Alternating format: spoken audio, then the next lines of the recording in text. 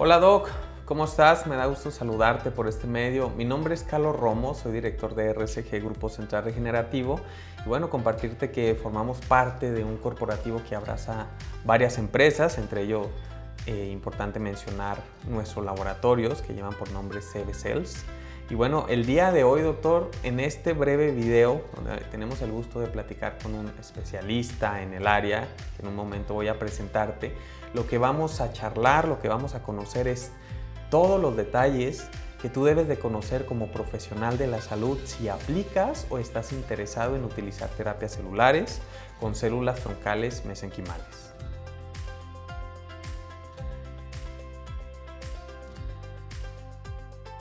Tengo el gusto de encontrarme con el doctor Luis Daniel Hernández. Te comento un poco respecto a los estudios, al perfil de nuestro invitado del día de hoy. El doctor cuenta con un doctorado en Ciencias en Biología Molecular en Medicina, también con un postdoctorado internship en la Universidad de Washington respecto al modelaje in vitro de enfermedades con utilización de células iPS. Además es investigador SNI nivel 1 por más de 13 años en la Universidad de Guadalajara. Cuenta con varias publicaciones de artículos científicos en revistas internacionales, además de libros académicos. Y bueno, es especialista en la investigación en el área de biotecnología celular y genética. ¿Cómo estás, doctor Luis? Muy bien, muchas gracias. No, gracias por tu tiempo, un placer tenerte por acá, doctor. Y pues este es un tema muy importante a platicar, ya que, pues como tú bien sabes, es una industria en crecimiento, todo el tema de las terapias celulares acá en México y en el mundo, un tema también muy novedoso de la medicina. Y bueno, educar y dar a conocer a toda la comunidad médica el tema de la importancia del control de calidad del uso de las terapias celulares. Así es. Muy bien, doctor. Quiero empezar un poquito de lo general y posterior a eso irnos a temas un poco más particulares respecto a todo esto de controles de calidad, seguridad, del uso de las terapias celulares. Y lo primero, justamente, doctor, en cuestiones de calidad, ¿qué parámetros es lo que podemos medir cuando estamos hablando de células madre? Bien, buena pregunta, José Carlos. Realmente los parámetros que podemos medir son muy variados.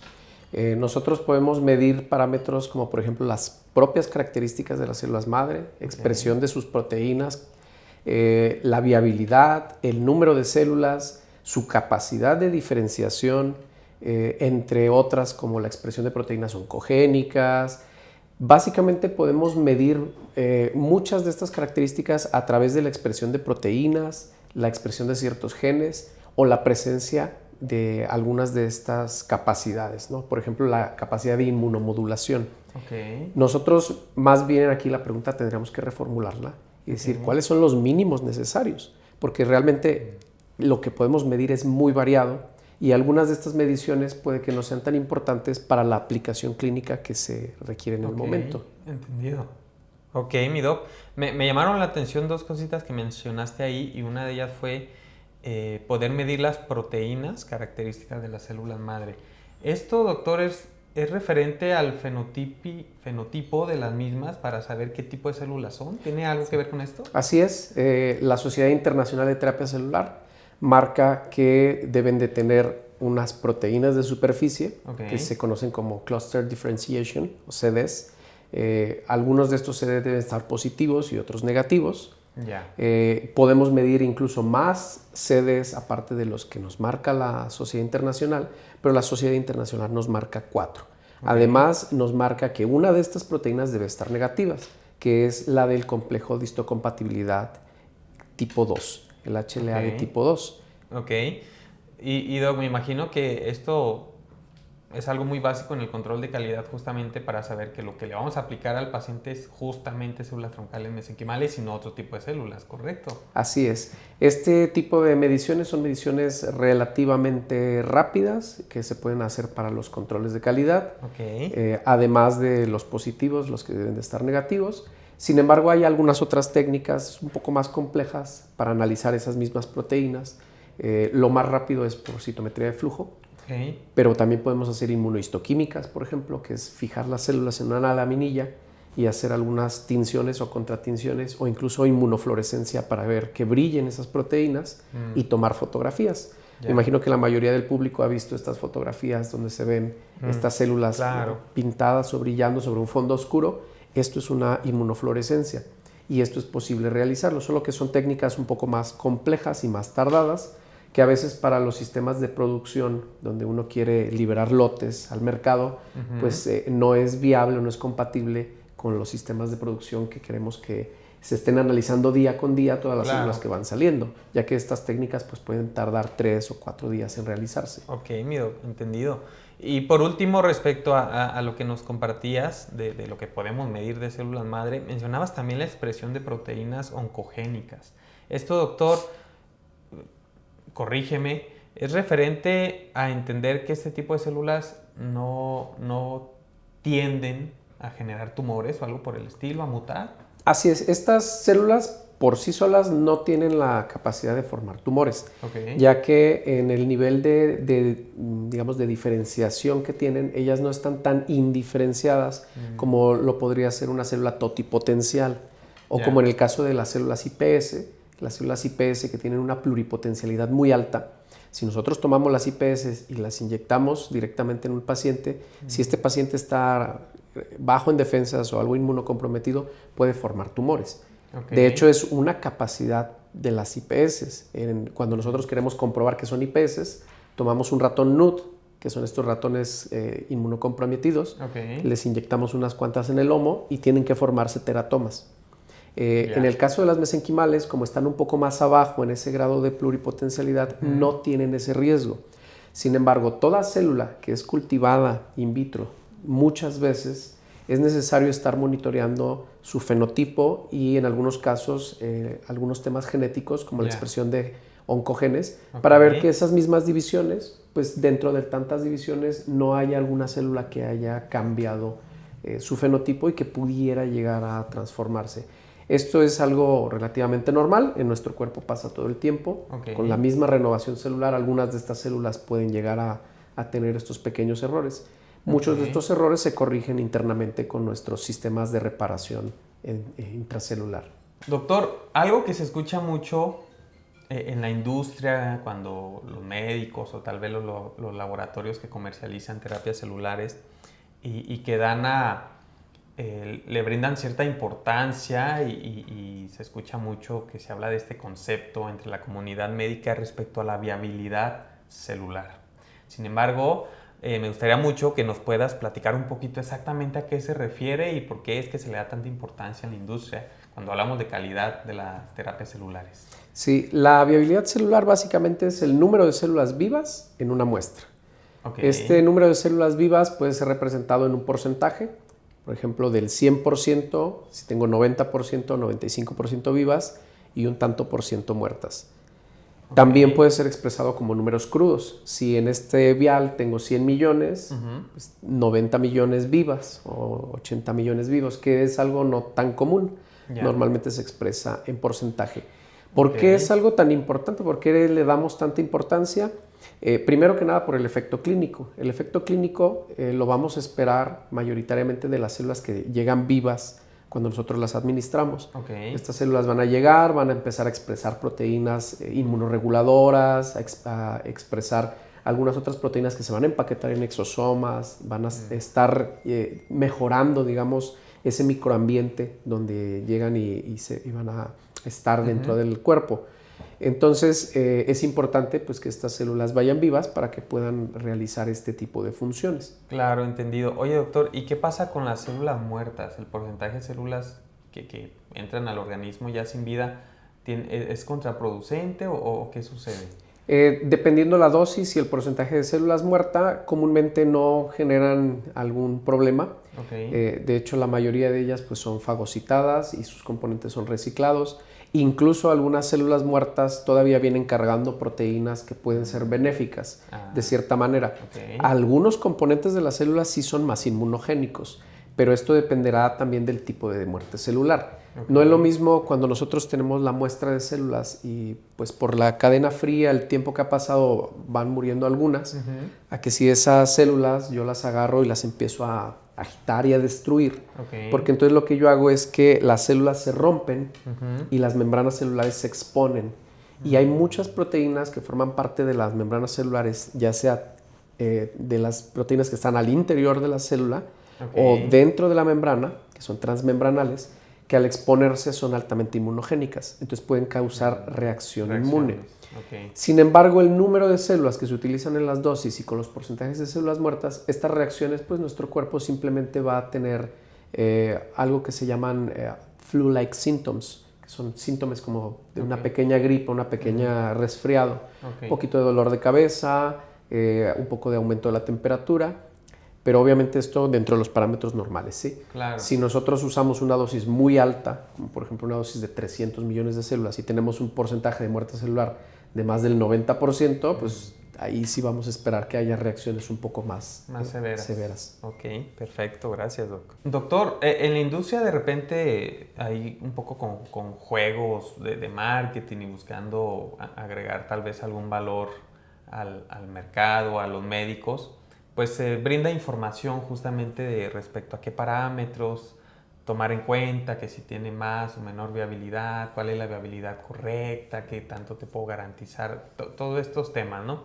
Lo que me gustaría, doctor, justamente es que nos platiques, no de acuerdo a lo que se escucha en la industria, lo que tal vez se pueda decir, sino más bien respecto a la bibliografía científica, lo que está estudiado y publicado, doctor. ¿Cuáles realmente son los parámetros óptimos de viabilidad celular que deberíamos de tener en nuestras dosis para obtener efectos terapéuticos en el paciente y pues evitar justamente generarle algún tipo de daño, sino más bien pues el efecto terapéutico que estamos buscando, el beneficio en el paciente? ¿Cuáles serían realmente los parámetros reales publicados que tenemos que tomar en cuenta respecto a la viabilidad celular, doctor? Sí, realmente no hay un consenso final de todos los que hacen investigación alrededor del mundo. Normalmente existen rangos, tanto en este tipo de investigaciones como en otros. El rango de viabilidad celular que se maneja es un promedio del 80% para poder entrar, digamos, dentro de criterios para el protocolo clínico. Pero normalmente los protocolos clínicos aceptan muestras o dosis, digámoslo así, de que vayan arriba del 80% y las que van abajo del 80% de viabilidad celular, esas no están, digamos, de manera óptima para entrar en el protocolo. Existen otros protocolos que son un poco más exigentes, por así decirlo, donde te puede pedir el 85% o incluso el 90% de viabilidad celular. Pero todo esto depende del diseño del protocolo científico, porque hay protocolos que se hacen en el interior de un hospital, donde hay laboratorios que se producen estas dosis y que las dosis pueden ser enviadas rápidamente, y entonces la viabilidad pues siempre va a estar por encima del 95%, 90-95%. Pero también hay protocolos multicéntricos, donde existe un instituto de investigación muy grande, por ejemplo en Estados Unidos, que tiene convenio con varios hospitales y hay que enviar las células desde el instituto de investigación a los diferentes hospitales donde se está llevando a cabo el protocolo, y ese tiempo estas células pues van a empezar a morir, algunas de ellas. Su viabilidad celular se dice que va bajando. Entonces, de tener casi un 100%, durante las primeras horas va a ir bajando dependiendo del tiempo que tarden en llegar.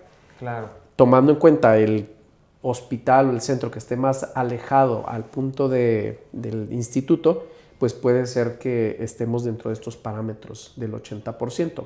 Es por eso que manejamos un rango. Normalmente no tenemos pues como un criterio muy tajante, y es por ello que se hacen estas recomendaciones de que las muestras pues no pasen más de 72 horas en un envío, porque la viabilidad puede bajar más del 80%.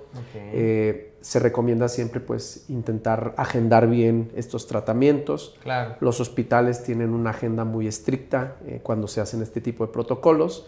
El paciente se cita y en ese día ya está programado el envío para poder tener esta logística pues lo más adecuado posible.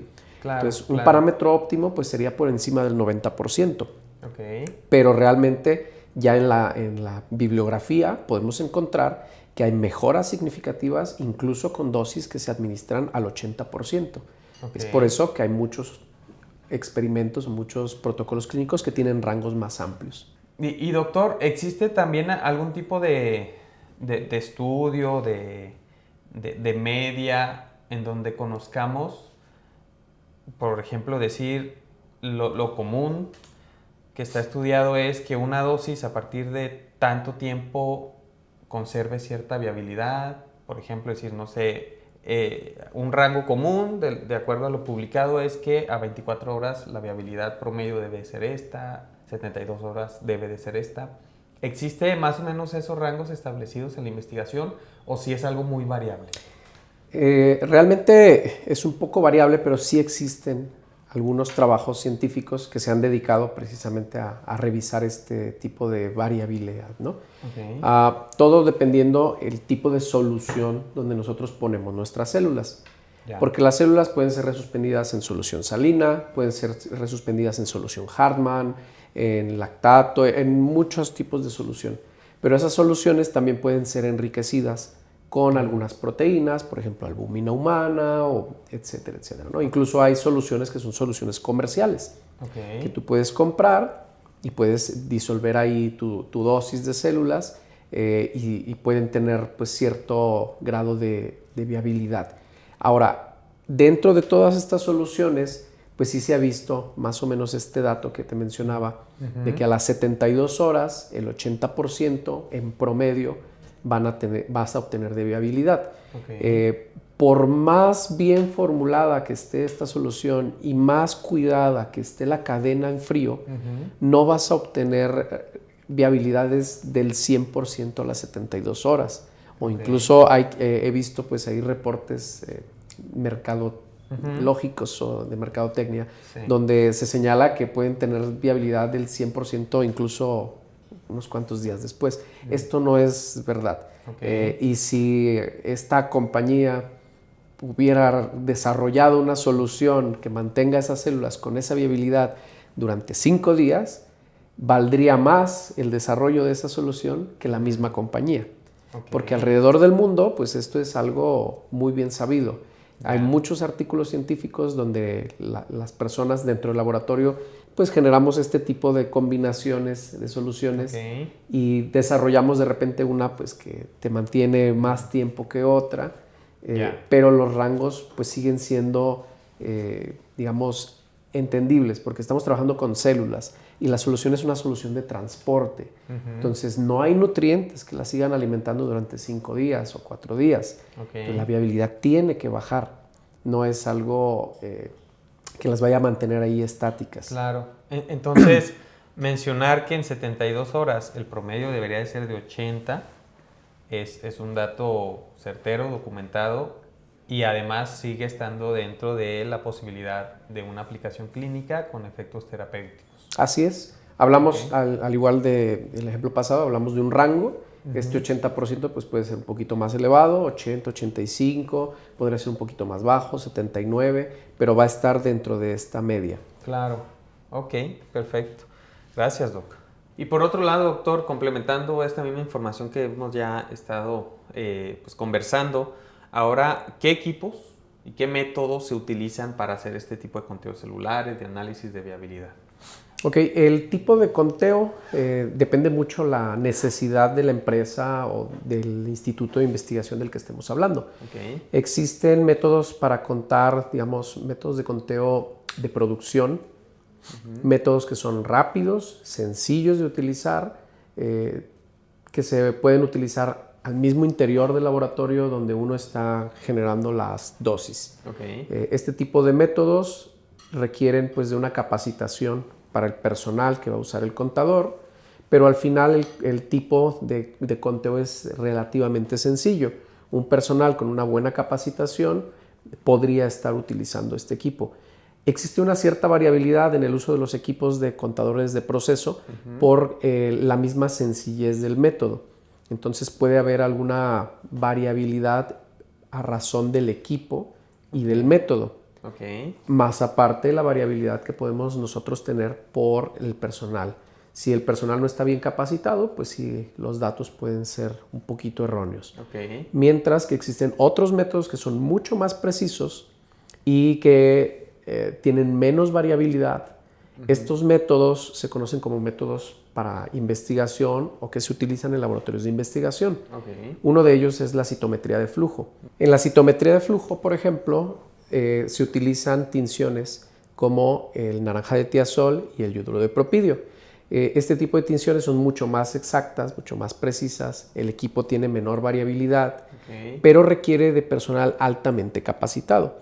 Entonces, de esta manera puedes disminuir muchísimo la variabilidad en el conteo celular y en el conteo de la viabilidad celular.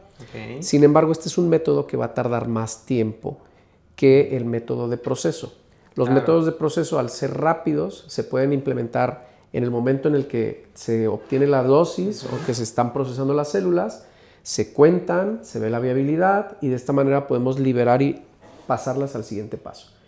En el caso de la citometría de flujo, la muestra tiene que ser tratada, tiene que ser llevada al citómetro, se tiene que correr en el citómetro toma su tiempo para poder analizar esta muestra y además hay que analizar los datos, porque estos datos no son datos crudos como los que te puede dar el citómetro, el contador, que son números tanto por ciento o números totales, sino que aquí vamos a obtener gráficos que hay que estar analizando, hay que estar viendo bien cómo está la información, de cierta manera corroborar que esta información es válida para poder nosotros emitir un dictamen. Entonces, ¿cuánto tarda una citometría? Pues la citometría se puede tardar varias horas y si no tenemos un citómetro al interior del laboratorio de procesamiento, pues todavía también el tiempo en el que tenemos que enviar las muestras. Comúnmente una citometría en un servicio externo te puede tardar también de 3 a 5 días.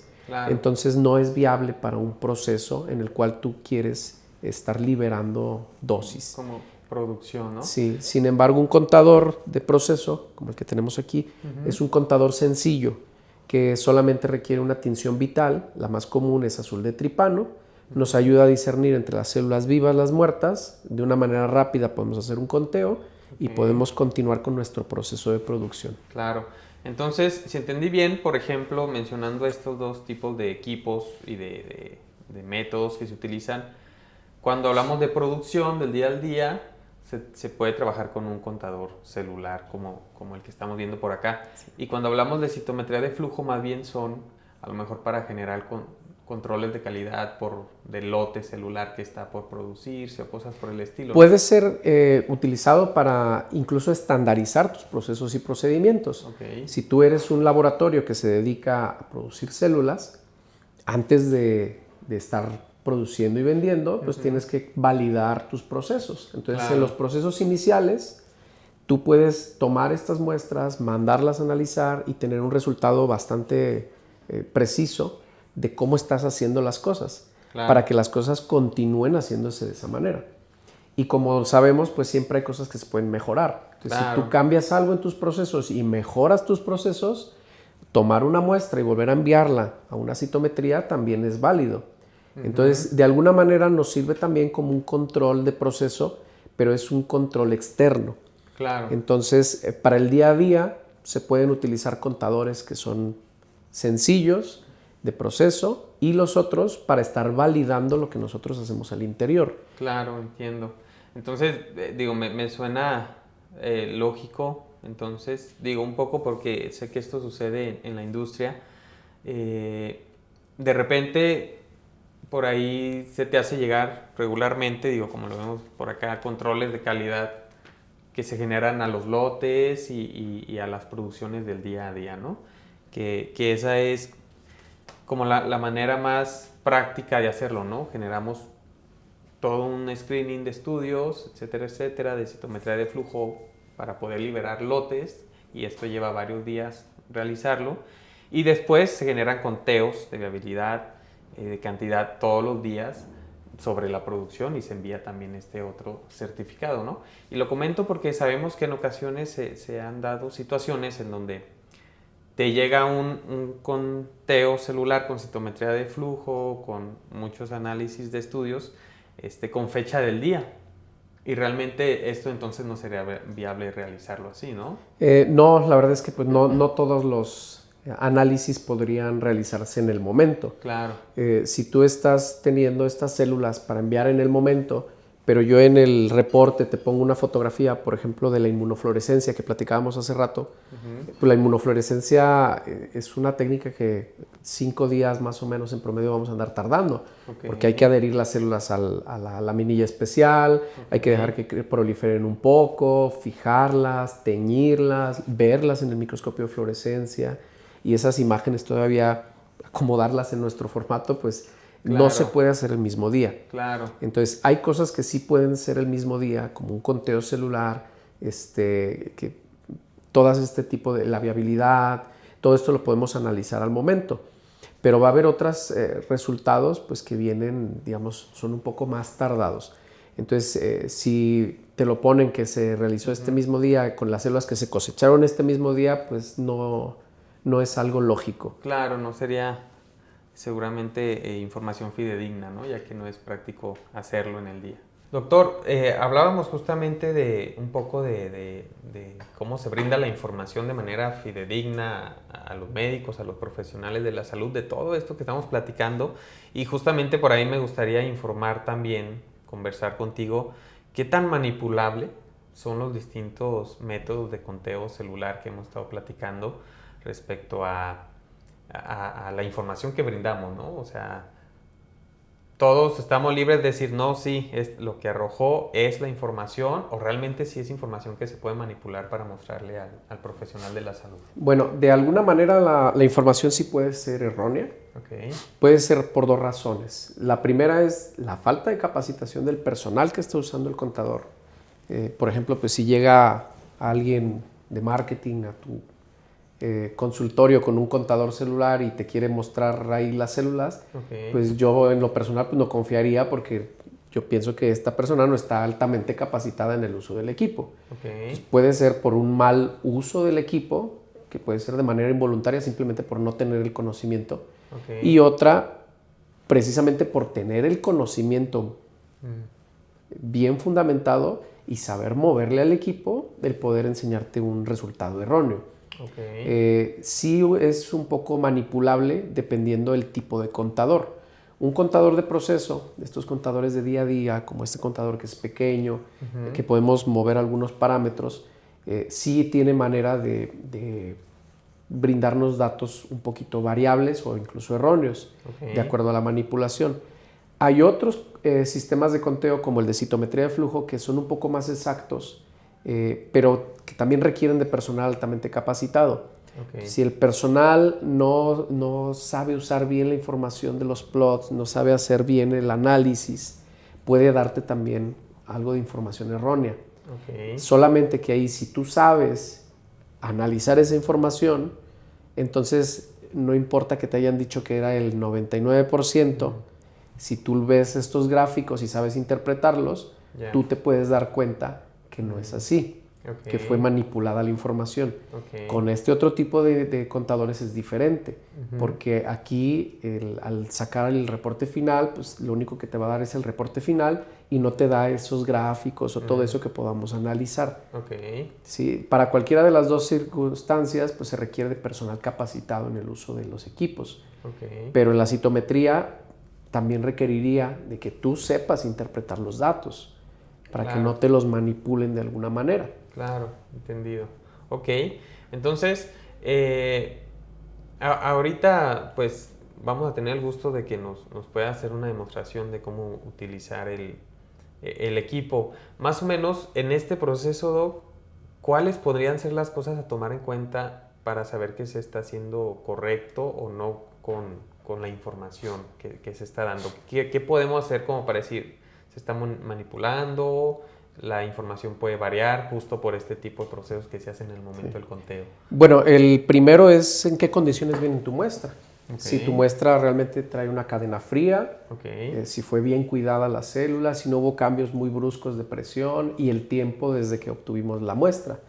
Porque pues si la muestra la trajimos paseando en el coche, caliente, sin una hielera congelante, pues obviamente las células van a estar más maltratadas, incluso van a estar muertas. Si nosotros estuvimos agitando el vial mucho tiempo, precisamente queriendo matarlas, pues vamos a encontrar muchos detritos. Ok. Entonces, el primero es la manipulación de la muestra. Ok. Cómo nosotros manejamos la muestra hasta el punto de llegar a contar.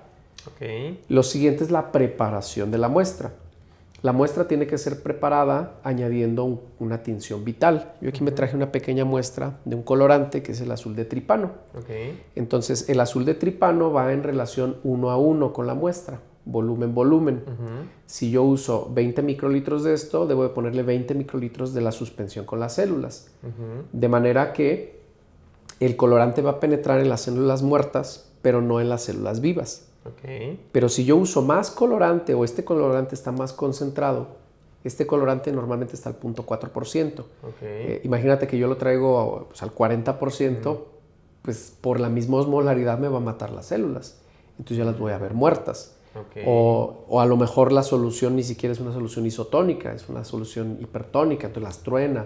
Ok. Entonces, hay muchas maneras de, que se pueden lastimar las células con el mismo colorante. Ok. Pero si el colorante está bien preparado, la muestra venía en buenas condiciones, lo siguiente sería la concentración de células con el colorante, que es llamada la dilución, ¿no? Ok. Como te decía, es una dilución 1 a 1, pero no es lo mismo si yo tengo una gran cantidad de células a poquitas células. Ok. Si tengo muchas células, por ejemplo, aquí tengo un botón de células, igual a lo mejor le podemos hacer un close-up.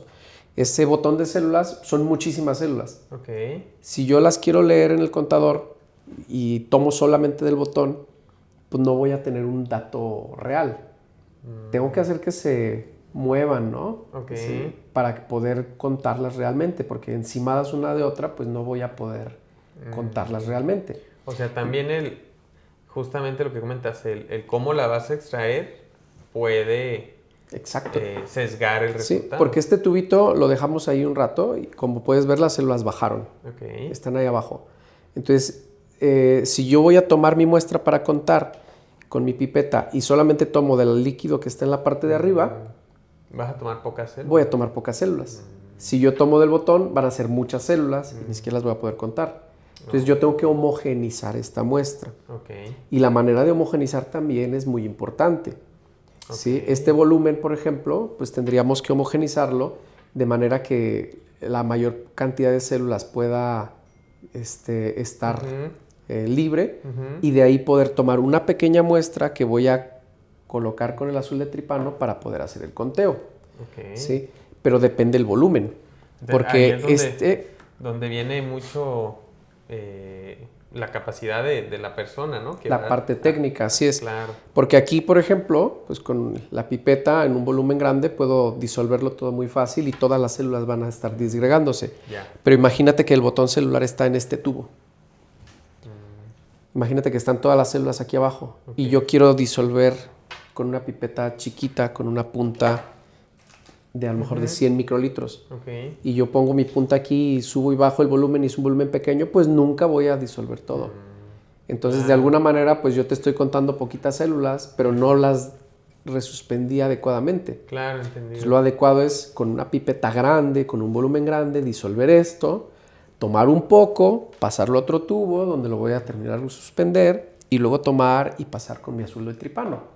Ya. Todo es parte de la metodología. Ok. Entonces, la alícuota que yo voy a tomar al final va a tener células que están bien disgregadas y que se representan realmente lo que nosotros estamos contando. Porque hay un punto importante. El contador cuenta una muestra representativa de lo que yo tengo. Ok. Si mi muestra está en 50 mililitros, como aquí, o en 10 mililitros, yo no estoy contando todas las células que están ahí.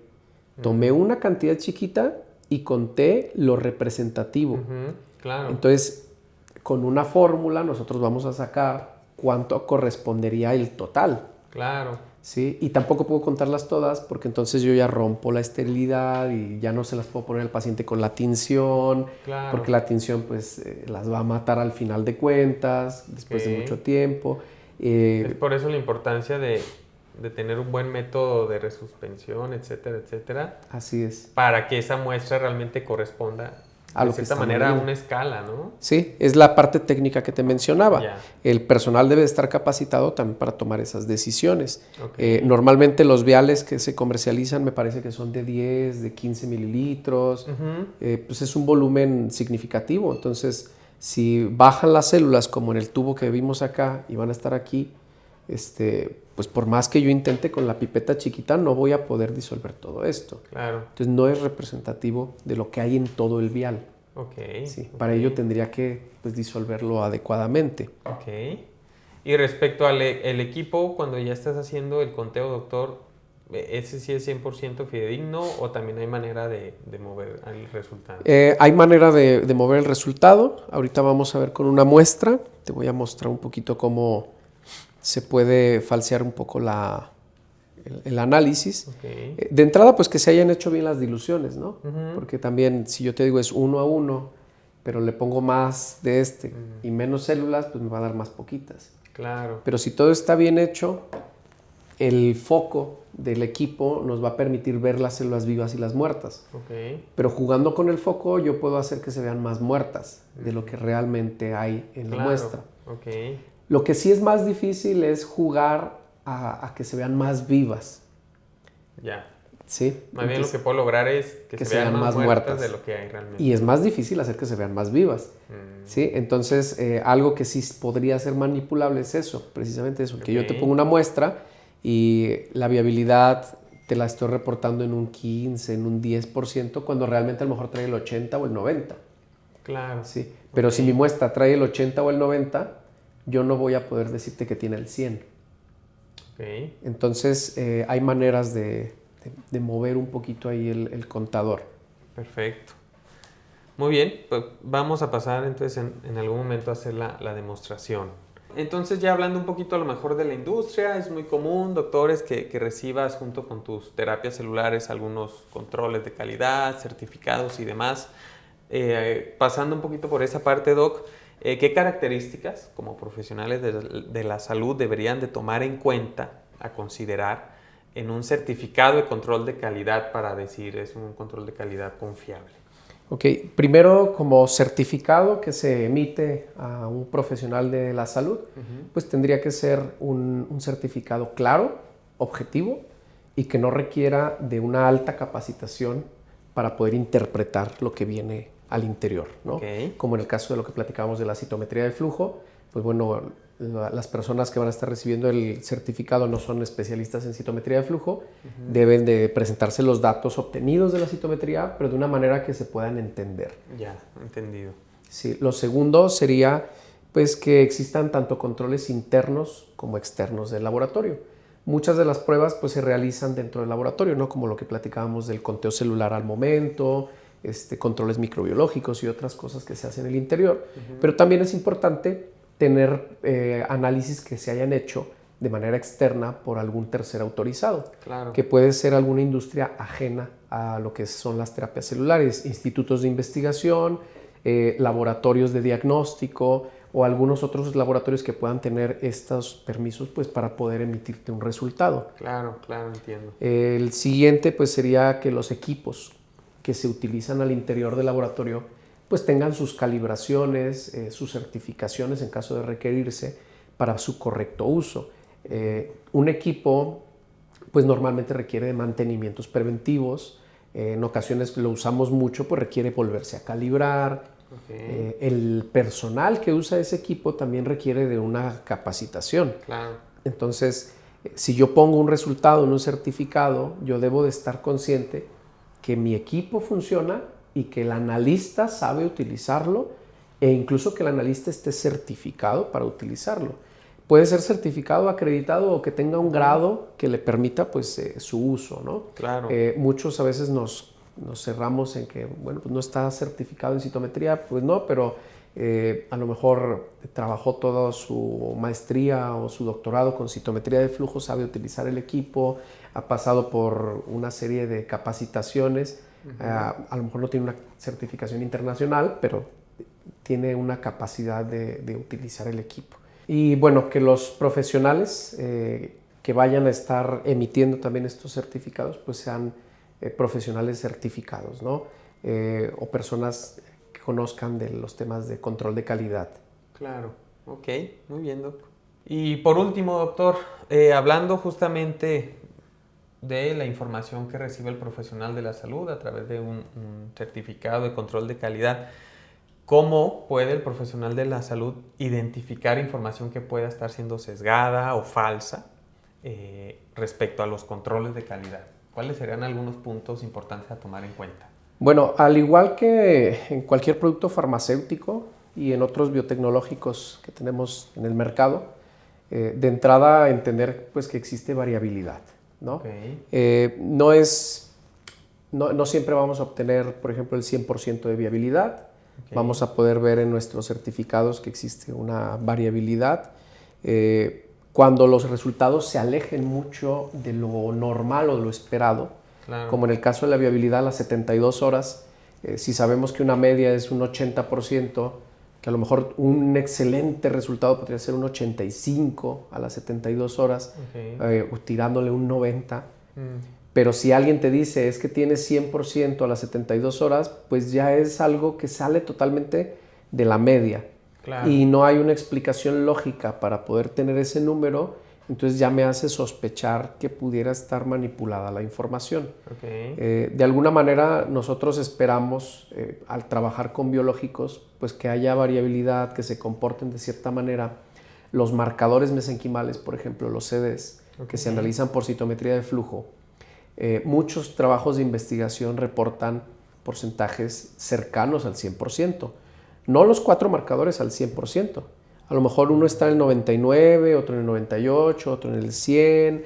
De repente entre un cultivo y otro puede que haya bajones entre 80 y 85% de un marcador. Okay. Pero mientras se mantengan todos altos, estamos como dentro de algo esperado.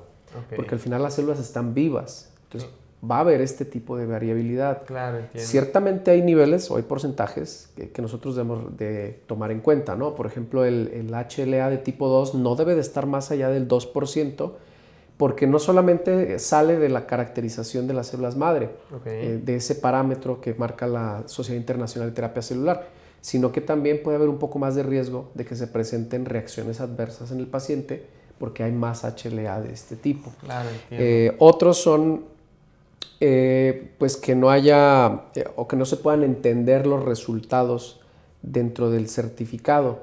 Si los resultados son muy complejos y nosotros vemos ahí gráficos y cosas que no podemos interpretar, pues ya eso ya me llama la atención, ¿no? De que pues realmente no quieres que se sepa lo que estoy poniendo o que se interprete de una manera muy clara. Otro punto importante sería pues entregar certificados correspondientes, aparentemente correspondientes a cada una de las dosis. Cuando nosotros sabemos que pues, si se está produciendo en cantidades grandes, normalmente es un lote y se analiza por lote, sacamos varias dosis o se sacan varias dosis de un solo lote. Entonces el decir que cada uno de los viales es analizado por citometría de flujo, pues es algo ilógico. Y más en empresas grandes, donde se venden muchas dosis al día, pues se tendrían que estar haciendo cientos o miles de citometrías de flujo. Entonces eso no es coherente. Probablemente, pues sí, los análisis por lote es algo un poco más entendible, es algo más controlable y de alguna manera pues es válido, porque al final todas esas células vienen de un pool que se dividió para poder hacer las dosis. Claro. Otro punto sería, pues, entregar resultados de control de calidad obtenidos solamente al interior de mi laboratorio, donde yo soy juez y parte, donde no haya una validación de mis procesos. Si yo tengo un citómetro de flujo al interior de mi laboratorio y puedo estarlo haciendo todos los días, mis citometrías de flujo o muy seguido, entonces yo debo de tener un parámetro de referencia. Claro. Y de alguna manera, pues cada cierto tiempo mandar a una citometría externa para poder hacer esa comparación o validar mi equipo por un método de validación interno y tener esos parámetros de referencia. Entonces, habrá cosas que le dan un poco más de fuerza al reporte de calidad, como este tipo de análisis externos, que validan lo que nosotros estamos analizando al interior, ¿no? Claro, entendido. Muy bien, doctor. Muchas gracias. Bueno, doctor, prácticamente creo que con esta charla logramos aterrizar muchas dudas, dar más información objetiva a la comunidad médica que utiliza las terapias celulares. Entonces, pues vamos a pasar a conocer cómo se realizan estos conteos celulares y justamente pues hacer ahí demostraciones de la importancia de ser objetivos, respecto a que no haya también a lo mejor temas de conflictos de interés y demás cuando se realizan este tipo de pruebas, ¿no? que hablan de la calidad y de la seguridad de las terapias celulares que van a terminar aplicándose a un paciente, ¿no? Sí, claro, sobre todo por la seguridad de nuestros pacientes. Claro. Pues muchas gracias, doctor. Muchas gracias, José Carlos, por la invitación. Bueno, como les comentaba, vamos a hacer una pequeña demostración de un conteo celular. Primero que nada, aclararles que pues estas no son las condiciones óptimas para un conteo. Dado que no estamos dentro de un laboratorio con flujo de aire controlado, filtro cepa y todo esto, pues hay bastante pan aquí disueltas. Es un volumen pequeño porque solamente lo vamos a usar para contar. Lo ideal, como les mencionaba, pues es hacer una dilución. Entonces, lo que vamos a hacer primero es utilizar nuestra tinción vital. Para la tinción vital vamos a tomar un volumen que va a ser igual al volumen de células que vamos a leer. En este caso yo voy a estar tomando 20 microlitros. Estos 20 microlitros es importante asegurarnos que esos 20 microlitros pues los estemos tomando con una pipeta que esté bien calibrada, porque también ahí podemos tener variabilidad en los conteos celulares. 20 microlitros de la tinción vital la ponemos en un tubo Eppendorf para hacer nuestra dilución. Así es más o menos como se ven los 20 microlitros. Y vamos a tomar 20 microlitros de nuestra solución con las células. Homogenizamos un poco.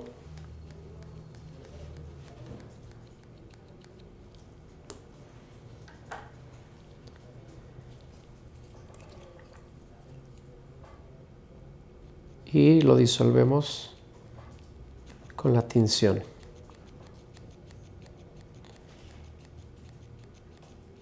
Aquí entonces tengo una muestra representativa que voy a cargar en esta camarita, que es similar a una cámara de Neubauer, pero esta no tiene líneas, es una cámara plana. Una vez que nosotros cargamos la cámara, la vamos a colocar en nuestro equipo. Y de aquí, lo más importante va a ser en nuestro software en la computadora. Aquí ya tengo abierto el software de este equipo, que es un equipo de la marca Corning. El software me permite hacer el conteo. Vamos a ponerle aquí para que se vaya iluminando. Como les decía, por ahí hay algo de polvito, detritos. Es importante, como podemos ver aquí donde dice Trip and Blue, pregunta sí o no. Sí, relación 1 a 1. Si yo hiciera una dilución de la muestra, también aquí podría ponerle. Porque si yo modifico estos parámetros o no los modifico, va a cambiar lo que es los datos que me va a estar dando el contador. Ahora, aquí nosotros podemos ver, hay poquitas células porque es una muestra solamente, pues digamos, para esta pequeña prueba. Pero como podemos ver, ahí se ven nuestras células y están vivas. ¿Cómo puedo determinar yo que están vivas? Por la refringencia. Este equipo me permite ver esas células, las vemos redondeaditas, se ven con un contraste muy intenso a lo que es el fondo. Aquí en la imagen yo puedo ver una muerta ahí abajo a la izquierda. En esta parte voy a señalarlo con el mouse, más o menos aquí, no sé si lo alcanzan a ver. Esta parte yo veo ahí una pequeña célula muerta donde el colorante penetra en ella y por eso la vemos más oscura. Las otras se ven refringentes. Si yo hago un conteo, así como tenemos las celulitas, le voy a picar aquí contar. El equipo toma la foto, la sube a la nube y por medio de una inteligencia artificial de estas de primera generación va a ir identificando algunas de estas puntitos como células y estas las va a contar. Yo le puedo seleccionar aquí y como pueden ver la señala en verde las que están vivas y en rojo las que están muertas. Quito el verde, ahí podemos resaltar la que está muerta. Pongo el verde, ahí están las que están vivas. Con estos parámetros yo estoy leyendo aquí 4.13 por 10 a la 5 células, que serían como 400,000 células por mililitro, 413,000 células por mililitro. Esto porque el aparato ya está calculando automáticamente la dilución que yo le puse con azul de tripano. Es importante aquí mencionarles que si yo no le pongo este dato, pues el dato que voy a obtener aquí va a ser erróneo. Durante esta visualización yo puedo ver, por ejemplo, el tamaño de las células, puedo ver la concentración y otros parámetros que me da el equipo. Incluso puedo yo modificar algunos de estos parámetros. Entonces, en este momento, ahorita no vamos a hacer eso. Vamos a tomar otra imagen. Del mismo campo, así como yo lo tengo, no voy a mover nada más que el foco. De esta manera, si se fijan, yo estoy moviendo el foco del equipo. Y ahora esas células que yo veía refringentes y veía muy bonitas y las veía vivas, ahora las veo oscuras. Entonces, esto va a hacer que el equipo pues las interprete como muertas. Vamos a intentarlo ahí para ver si con ese foco las identifica como muertas. Si no, ahorita le movemos un poquito más. Y esto de alguna manera, pues como lo comentaba Carlos, pues puede ser utilizado para manipular los resultados. Seleccionamos todas. Vamos a quitar esta. Vean cómo se ven muertas. El equipo las está identificando como muertas en esa imagen. Y en esta imagen me las identifica como vivas. ¿Por qué pasa eso? Pues simplemente porque estoy moviendo el foco del equipo. Aquí están muertas. Miren, les quito para que las vean. ¿Sí? Entonces, si yo selecciono ambos, aquí en la tabla puedo ver los porcentajes de viabilidad. La viabilidad en la primera imagen, donde yo no manipulé el foco, me da una viabilidad del 97.4%, que es muy cercano al 100%, solo por esa única celulita que vimos ahí muerta. Mientras que en la segunda imagen estamos viendo una viabilidad del 40%. O sea, me está identificando más del 60% de células muertas. Sí, aquí lo podemos ver en esta tablita. Esto es parte de lo que yo les mencionaba como algo pues importante. La persona que usa el aparato debe ser capaz primero de saber utilizarlo, ¿no? Para poder tener un resultado adecuado. Aquí el aparato de hecho tiene este autofocus como para intentar dar un foco lo más preciso posible. Sin embargo, pues muchas veces tiene algunos pequeños errores y es necesario pues ayudarnos del foco manual. Aquí, por ejemplo, el autofoco, si se fijan, no se está deteniendo, está continuo. Ahí ya está.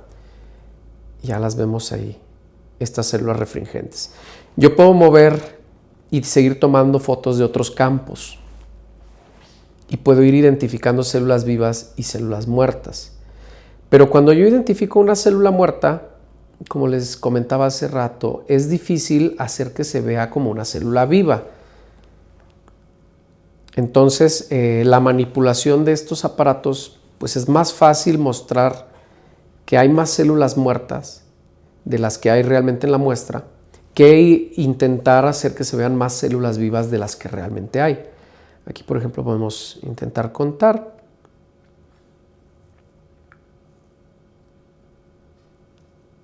Está subiendo la imagen a la nube, la está procesando. Ahí ya está lista.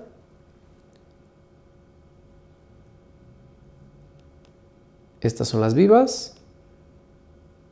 Y en este campo, por ejemplo, si se fijan, no me está identificando a esta célula muerta. ¿Sí? Ese es otro posible error dentro del margen de error del aparato, y es cuando el foco no me permite identificarla, ¿no? A veces las células están un poquito más abajo, más arriba del foco, y si yo intento enfocar solamente esa célula, a ver, vamos a quitar el overview. Si yo intento identificar solo esa célula para que el aparato me la reconozca, las demás se salen de foco. Entonces, al final, pues esto es más que una muestra representativa, y la manipulación de nuestro equipo es lo que nos permite tener un resultado lo más idóneo posible. Ahí, por ejemplo, la mayoría se ven bien enfocadas. Si yo me muevo alrededor de la muestra, puedo ver, pues sí, efectivamente la mayoría de células están vivas, no hay muchos detritos. Sí hay algunas muertas, son muy esporádicas en la muestra, pero eso es algo esperado. Como les mencionaba, obtener el 100% de células vivas pues es muy complicado, y sobre todo cuando las muestras pues han tenido ya algo de tiempo en envío o en movimiento. Aquí, por ejemplo, podemos hacer zoom y ver algunas de estas. Y como ven, el azul de tripano pues no penetra en las células vivas. Es por eso que estas celulitas se ven así. Básicamente esto es cómo se puede pues manipular la lectura. Esto desde el software y desde el foco del equipo. Porque como les mencionaba, si yo utilizo una tinción más concentrada, pues puedo provocar que las células se mueran, y al momento de intentar verlas en el equipo, pues las voy a ver todas muertas. O si las células, como en el caso de esta muestra que yo traía a temperatura ambiente y que la traía agitando, pues se van a ver incluso pues más muertas en el equipo. ¿Sí? Doctor, quiero cerrar este video compartiendo contigo las cosas que hemos estado nosotros desarrollando y gestionando por más de 16 años que tenemos en la industria respecto al cuidado de la seguridad y todos los controles de calidad de nuestras terapias celulares. Primero, doctora, es comentarte que dentro de nuestras instalaciones, en nuestros laboratorios, nosotros contamos con un área de control de calidad con los distintos equipos mencionados durante la charla con el especialista invitado, y obviamente también con el equipo de especialistas certificados en el uso de estos equipos. Sin embargo, nosotros siempre enviamos muestras a otros laboratorios terceros autorizados por COFEPRIS para que sean ellos quienes evalúen nuestro control de calidad, y los certificados que te hacemos llegar siempre son los resultados de esos terceros que evaluaron nuestros controles, nuestra trazabilidad en nuestras terapias celulares. Y bueno, esto justamente lo hacemos para que siempre lo que te presentemos pues sea la información más objetiva. Otro punto, Doc, muy importante a tener en cuenta es respecto a los controles de calidad. Siempre que tú recibes unas terapias celulares van a venir acompañados de un sobre que contiene los certificados de control de calidad dependiendo del tipo de terapia celular. En este video hemos estado hablando de células troncales mesenquimales, de células madre, ya que pues todos sabemos que es la terapia celular pues con más auge en la industria. Pero esto es muy importante y lo comentábamos con el doctor, investigador que estuvo con nosotros, y es respecto a lo siguiente. Doctora, es necesario que cuando tú recibas un control de calidad verifiques lo siguiente. La primera es que no solo debes de recibir un certificado, sino dos, en donde uno de ellos pertenece al certificado del lote celular al que pertenece la dosis de células madre que estás recibiendo, y un segundo certificado que corresponde al conteo celular y viabilidad diario que se realiza a la muestra que se toma para generar las dosis. Entonces, esto es muy importante. Hay uno de ellos donde se realiza el citómetro de flujo, análisis de oncogenicidad, fenotípico celular, etcétera, etcétera. Todo un screening de estudios. Y este lleva varios días realizarlo. Por lo tanto, cuando tú recibes el certificado del lote, debe de tener una fecha anterior a la presente.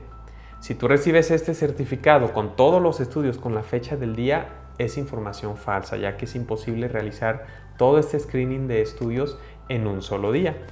Y lo que sí debes de recibir también con fecha del día es el conteo y viabilidad celular diario.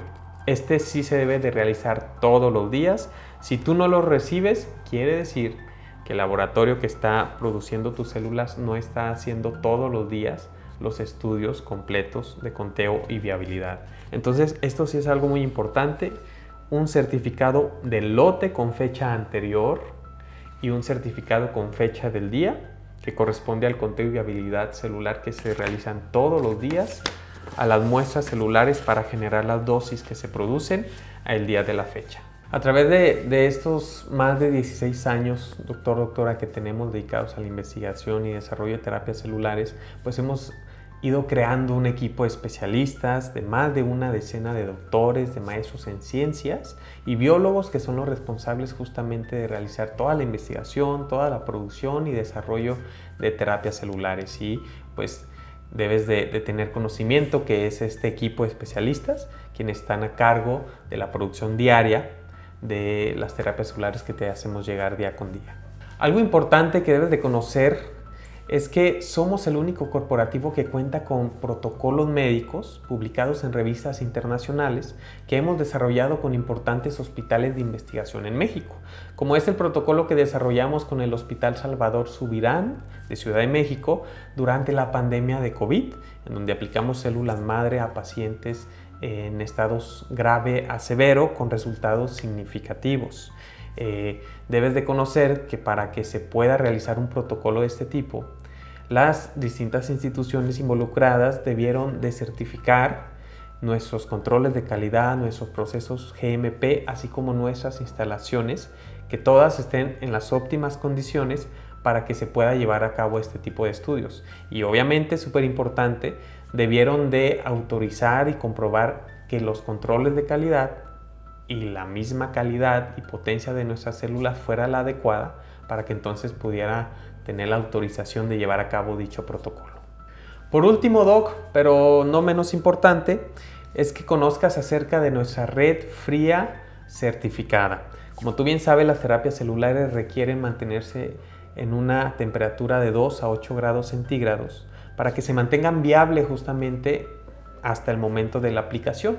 Bueno, nosotros tenemos una red fría, doctora, que está certificada, que justamente te hacemos llegar también ese certificado, en donde se hicieron pruebas en temperaturas, en logística, etcétera, etcétera, que nos ha arrojado un resultado de que la red fría que nosotros manejamos nos da un promedio de 50 horas con temperatura adecuada para que las terapias celulares se mantengan viables. Entonces, esta parte también es algo muy importante respecto al control que nosotros manejamos y mantenemos en las terapias celulares, justamente pues para la seguridad y para la calidad que te ofrecemos al momento de hacerte llegar todas las dosis celulares. Así que bueno, doctora, esto es lo que yo quería compartir contigo. Para nosotros era muy importante realizar este video con el fin de que toda la industria, todos los médicos, todos los profesionales de la salud que utilizan o que están interesados en empezar a utilizar células madre o estas distintas terapias celulares que desarrollamos para atender a sus pacientes, pues puedan hacerlo con la confianza y con la seguridad de que el producto que están recibiendo de parte del corporativo es viable y que además tengan el conocimiento adecuado para que cuando tengan otras opciones o cuando reciban información respecto al tema de la viabilidad, de la calidad de las terapias celulares, pues que tengan criterio para poder tomar decisiones que sean siempre las más favorables para ti y para tus pacientes. Nos vemos pronto, doctora, seguramente en los eventos académicos, en otros medios de comunicación que tenemos constantemente contigo. Saludos.